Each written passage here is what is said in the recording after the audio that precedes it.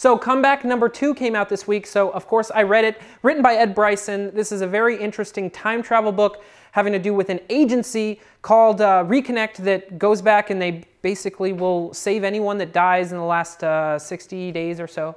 Very interesting story, and this second issue has made it more interesting with the inclusion of the FBI. So Reconnect is not a legal agency, it seems, so now we have to figure out how that's going to play. Plus, we've got an agent stuck in the past, so how's that going to work out?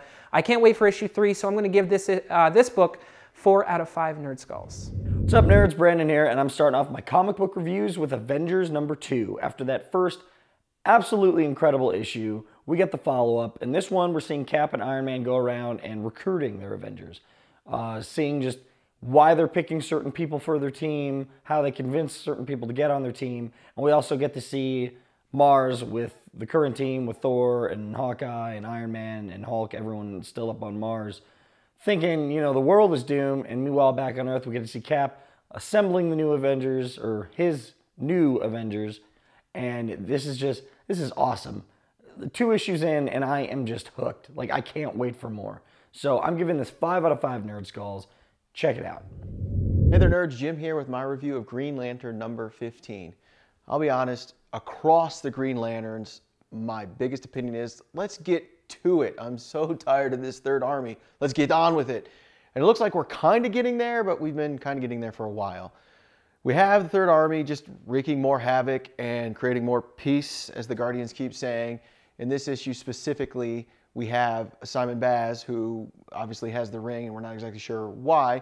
He's trying to prove his innocence, and there's a really cool twist with this. I did not see it coming, and it was nice to see. Not exactly sure where it's going with it, but it was a nice twist. We have FBI agent Franklin, who isn't quite sure if he's innocent or not, but he's willing to at least give him the benefit of the doubt, so he's trying to help, which is cool.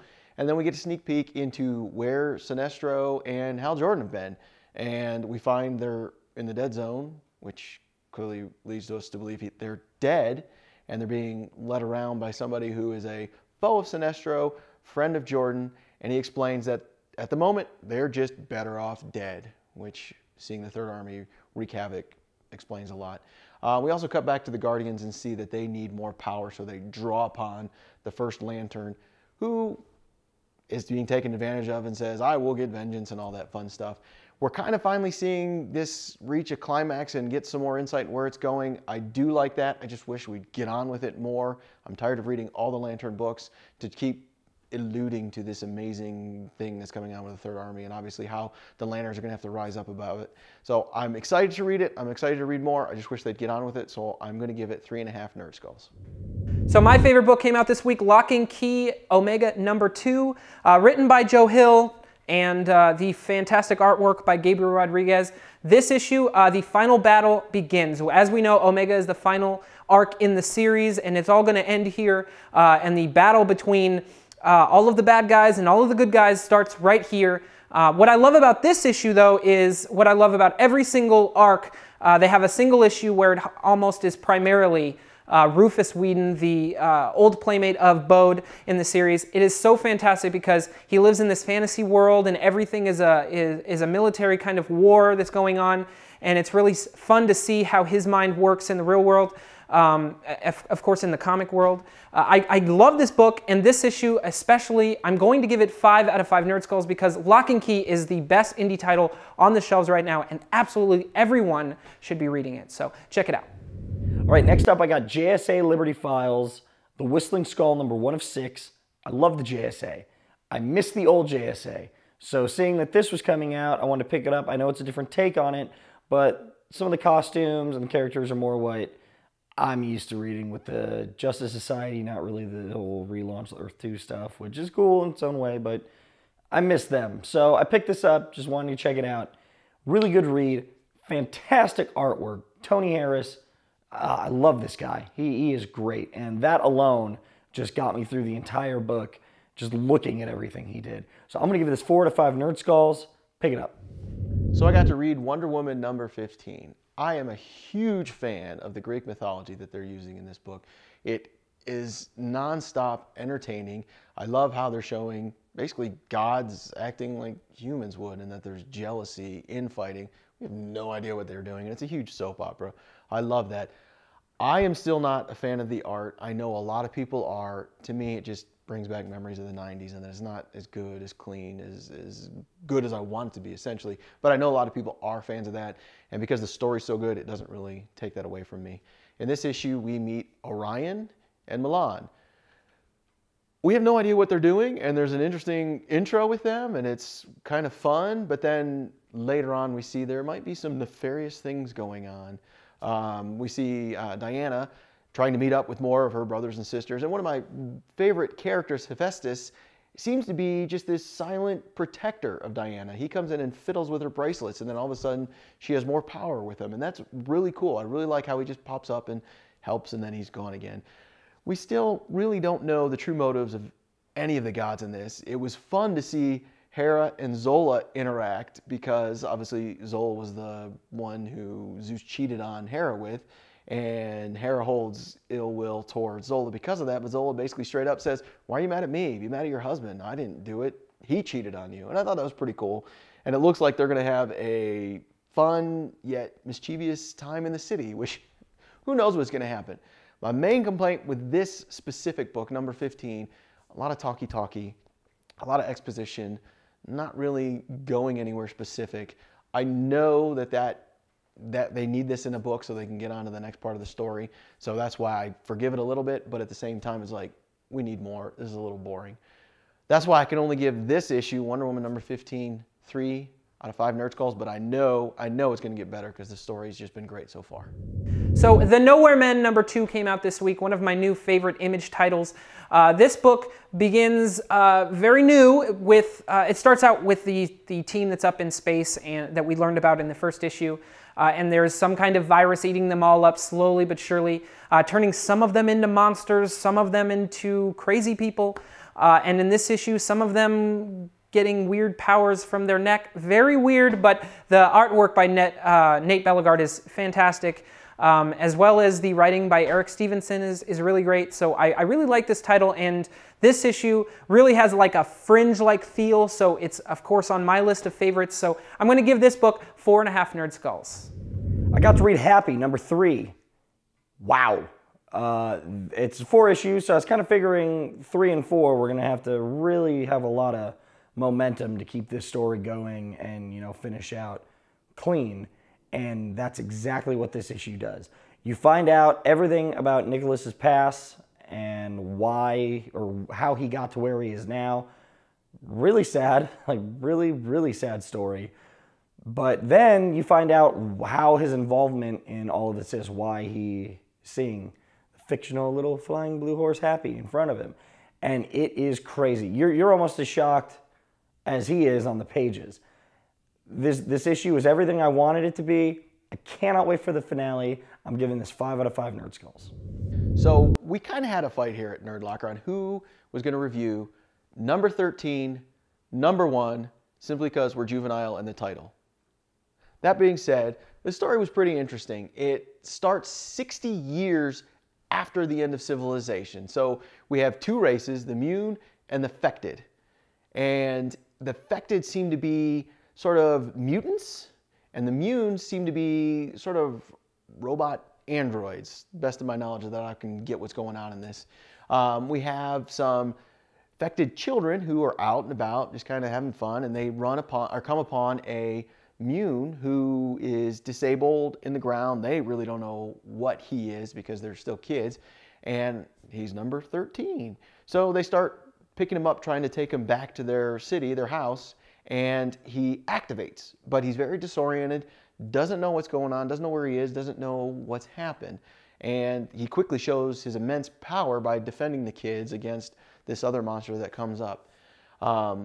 We quickly go back to Mune headquarters and find out that because he's been activated, all sorts of sensors at Mune headquarters have let everybody know he's back in order and he's working and all this stuff, and they have no idea that he's disoriented. They don't know why he's back or what's going on, but most of them are thrilled because they claim that he is the key to bring back humanity. But not everybody's happy. You see one panel with some Munes basically starting a revolt, and they want to take him out. Back to the kid infected, they take him back to their city and are greeted by Mother Goose, and Mother Goose gladly accepts him in, but then it's revealed she knows what he is and who he is, and she wants to reprogram him. We don't get a lot in this story as far as the overall what's going on, but it's a nice little base to get us interested in what could possibly happen. I'm excited to read number 2. I'm going to go ahead and give this one 3.5 Nerd Skulls. FF number 2 this week by Matt Fraction and Laura and Mike Allred. This book is really, really good, and I was really excited for how excited Matt Fraction was to write a Fantastic Four title, or an FF title, I should say. But I have to say that this issue seemed like Matt Fraction might have stepped out of the way and let Mike Allred write. The writing was a little weird, like we're in a different time frame weird, like we're in the 20s or 30s weird. I was a little confused by that, but otherwise the artwork is so fun, and I really enjoyed you know, the interactions between all the characters. It was a really fun ride, and this issue especially proves that the Fantastic Four did not make it back in the 4 minutes.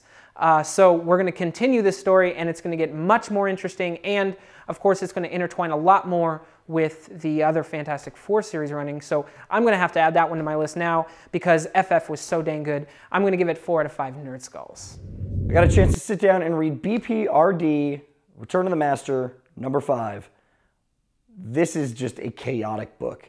The last couple years reading the B.P.R.D. line, you're just wondering what in the hell is going on, like on their Earth right now. This is just crazy. A lot of stuff happens in this. Like I said, all very chaotic. I can't wait to see what the next storyline is with this, because this is the 5 out of 5, but you know, they always do the miniseries, so whatever's next is going to be incredible. The Master is back. Nutty things are happening. I really can't say a lot without giving it away, but I just feel like I don't know how much farther B.P.R.D. can go. I feel like they're at a breaking point somewhere, and this is what it's escalating to, is just this end game for planet Earth. So pick this up. I'm giving it 4 out of 5 Nerd Skulls. So next up, I have Star Wars Dawn of the Jedi, Prisoner of Bogan number 2. I had hopes after the last Prisoner of Bogan number 1. I really liked the relationship between Zesh and Dagan Locke. I thought they were going to carry that on further. We basically have a very minor portion of that story in number 2. And because of that, I found most of the book boring. There was a lot of exposition, a lot of talking, a lot of explaining. It started off kind of strong, where we have the Journeyers basically experimenting with the Force Saber and how to activate it, how to get to use it. One Journeyer in specific, Hawk, uses it and lets us know that basically you have to tap into the dark side to use it. Cool, we have a dilemma here. Do you tap into the dark side to use it when they're all trying to maintain balance? Obviously, if you tap into the dark side, you're going down that path and you've lost balance. So that was interesting, but they quickly went away from that, and now we have the realization that Zesh and Dagan Locke have escaped Bogan. So they send Journeyers to Bogan to try and find out what happened. They really don't find them because they obviously escaped and are trying to build their own Force Sabers with the crystals. It's sort of boring. We see more of the vision that Dagan Locke had through the eyes of Hawk, who was there with him. And Hawk gets confused and says it was his vision. I don't know, it was Dagan Locke's vision. Okay, I'm not really interested because we kind of saw a little bit of that in the last issue, so let's not repeat ourselves. We do go back with the Rat-Katans as Trill is trying to find Zesh for her owners. And again, it's like, do I care? Not really at this point. They give us a little history of Trill. I'll be honest, I'm tired of the Star Wars books reading like a Russian novel with all the different names that they introduce, and they really don't give you a sense of caring for these characters. I can only give this one 2 out of 5 Nerd Skulls. Ultimate Comics Spider-Man number 18 came out this week, and I was really excited for this title because in the last issue, Miles Morales, otherwise known as the all-new Spider-Man, has saved the president's life, and that's a very exciting thing because he was kind of going down for the death of his uncle Prowler, and in this, he's proved himself with saving the president's life. In issue 18, everyone has obviously seen that on the news, so he's getting a lot of credit that he obviously deserves. So I'm really excited for this issue, and I think everyone should check it out. I'm going to give this one 4 out of 5 Nerd Skulls.